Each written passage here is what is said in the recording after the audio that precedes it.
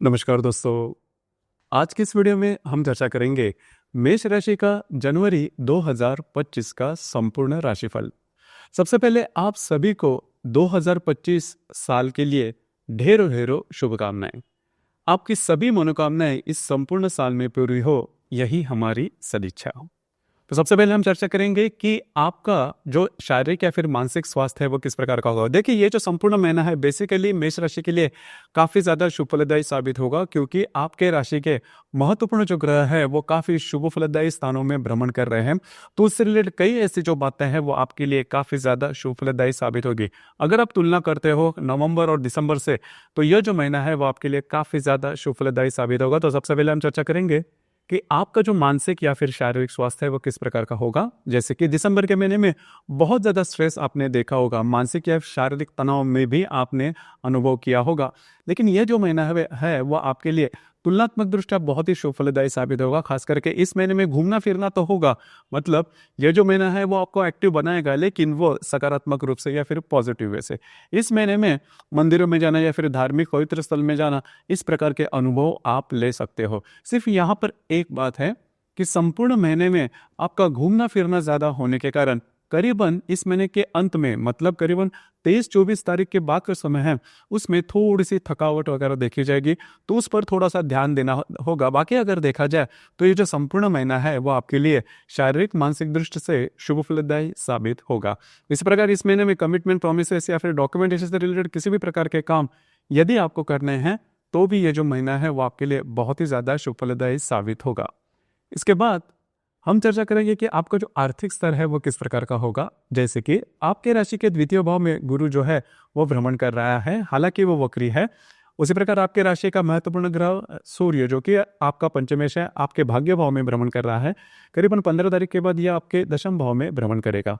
उसी प्रकार जो मंगल आपके चतुर्थ से तृतीय भाव में भ्रमण करेगा, और जो लाभेश है शनि, जो कि आपके लाभ भाव में स्वयं के राशि में भ्रमण कर रहा है, वह अभी मार्गस्थ भी हो चुका है।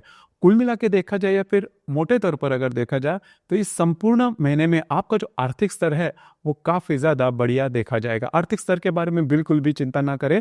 इसके विपरीत मतलब आपको भाग्य का साथ काफ़ी अच्छा मिलता हुआ नजर आएगा।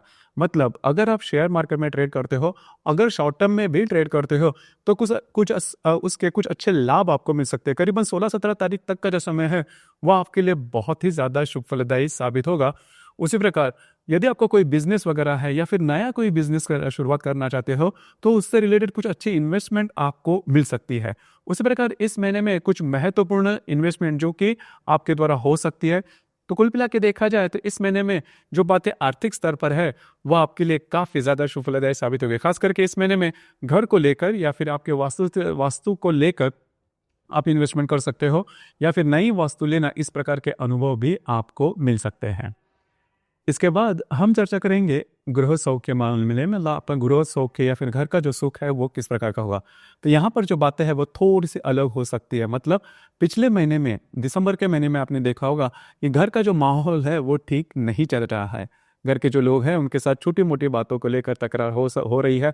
उसी प्रकार घर के कुछ ऐसे भी व्यक्ति होंगे, उनके शारीरिक स्वास्थ्य के बारे में भी जो प्रॉब्लम है वो देखे जा रहे हैं। तो अब ये जो सिलसिला है वो करीबन इस महीने के 22-23 तारीख तक देखा जाएगा, और उसके बाद का जो समय है उसमें जो बात है वो थोड़ी नॉर्मल हो जाएगी। लेकिन उस समय तक घर का जो माहौल है वो थोड़ा सा डामाडोल हो सकता है। तो इन चीज़ों पर थोड़ा सा ध्यान देना आवश्यक है। बाकी अगर देखा जाए तो जो बातें हैं वो नॉर्मल देखी जाएगी।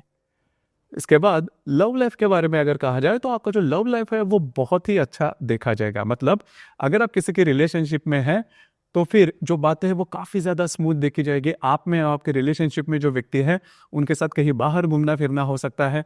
अगर आपको नई रिलेशनशिप बनानी है तो भी ये जो समय है वो आपके लिए बहुत ही ज़्यादा शुभ फलदायी साबित होगा। उसी प्रकार जो गर्भवती महिला है उनके लिए भी ये जो समय है वो काफ़ी अच्छा और शुभ फलदायी साबित होगा। और खास करके जो विद्यार्थी वर्ग है उनके लिए भी ये जो समय है वो काफ़ी अच्छा होगा। लेकिन यहाँ पर एक बात है, यद्यपि समय आपके लिए अच्छा है लेकिन फिर भी आपको एफर्ट देने होंगे। अच्छे एफर्ट दोगे तो उसके जो रिजल्ट्स है वो भी आपको अच्छे मिलते हुए नजर आएंगे।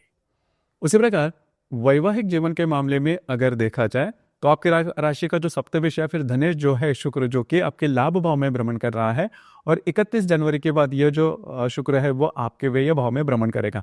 तो ये जो संपूर्ण महीना है वो आपके लिए काफ़ी ज़्यादा शुभफलदायी साबित होगा। खास करके अगर आप विवाहित हो तो आपके जो वैवाहिक जोड़ीदार है उनके साथ आपकी जो हारमोनी है वो बहुत ही अच्छी देखी जाएगी। उसी प्रकार जो व्यक्ति विवाह करना चाहते हैं उनके लिए भी ये जो समय है वो काफ़ी ज़्यादा शुभफलदायी साबित होगा। इस प्रकार कार्य क्षेत्र के बारे में अगर देखा जाए तो जो कार्य क्षेत्र है उससे रिलेटेड भी कुछ अच्छी बातें आपके सामने आ सकती है। खास करके जो रवि है जो कि आपके भाग्य भाव में भ्रमण कर रहा है, दिनांक 15 तारीख के बाद ये जो रवि है वो आपके दशम भाव में भ्रमण करेगा, और वहीं पर 25 तारीख के बाद बुध जो है ग्रह वो भी आपके दशम भाव में भ्रमण करने जा रहा है। तो जहाँ पर आप काम करते हो, नौकरी करते हो या फिर व्यवसाय करते हो, वहाँ पर के जो लोग होंगे उनके द्वारा आपके काम के एप्रिसिएशन देखी जाएगी, जो कि काफ़ी अच्छी बात होगी। उसी प्रकार आपके जो वरिष्ठ हैं उनके साथ भी आपकी जो हारमोनी है वो काफ़ी अच्छी देखी जाएगी, और आपको कुछ अच्छे अपॉर्चुनिटी वगैरह कार्य क्षेत्र से रिलेटेड मिलने की संभावना बहुत ही अच्छी बन रही है। तो कुल मिला के देखा जाए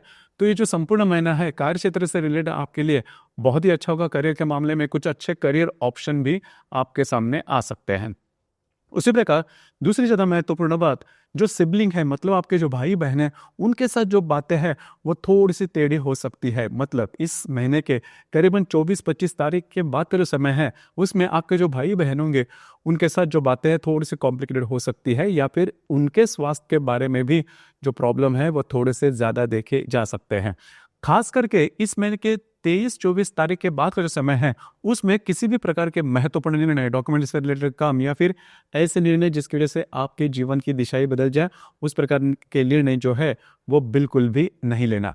और एक ज़्यादा महत्वपूर्ण बात, इस महीने के जो 23 तारीख है वो सबसे ज़्यादा महत्वपूर्ण है, क्योंकि आपके भाग्य भाव में भ्रमण कर रहा जो बुध है उसके साथ आपके तृतीय भाव का जो वक्री मंगल है वो प्रतियोग करने जा रहा है। तो करीबन 21 तारीख से लेकर 25 तारीख तक का जो समय है उसमें 2-3 बातें हैं जिस पर ध्यान देना होगा।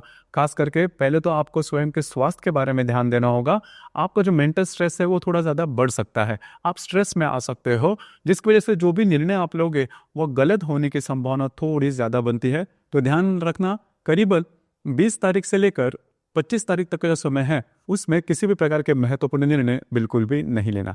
उसी प्रकार 25 जो तारीख है वो थोड़ी अच्छी देखी जाएगी, क्योंकि इन दिनों में शुक्र जो कि आपके लाभ भाव में भ्रमण कर रहा है उसके साथ आपके तृतीय भाव का जो वक्री मंगल है वो त्रिकोण योग करने जा रहा है। तो यहाँ पर आपको कुछ अच्छे लाभ वगैरह मिल सकते हैं।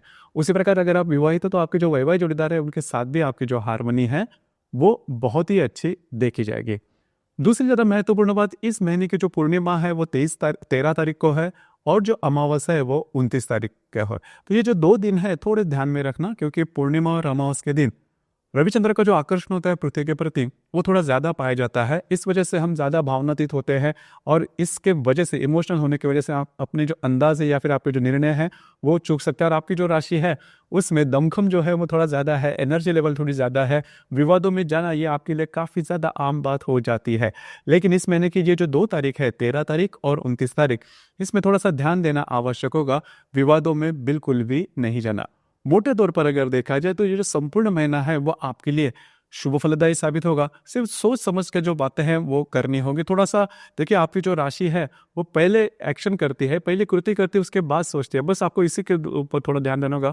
जो भी बातें करनी है, जो भी आपको निर्णय लेने हैं, काम करना है, थोड़ा सा सोच समझ कर करते हैं तो ये जो संपूर्ण महीना है वो आपके लिए बहुत ही ज़्यादा शुभ फलदायी साबित होगा। घूमना फिरना इस महीने में ज़्यादा हो सकता है, तो थोड़ा सा स्वास्थ्य से रिलेटेड जो बातें हैं उस पर थोड़ा गौर करना आवश्यक होगा। तो दोस्तों, ये था मेष राशि का जनवरी 2025 का संपूर्ण राशिफल। धन्यवाद।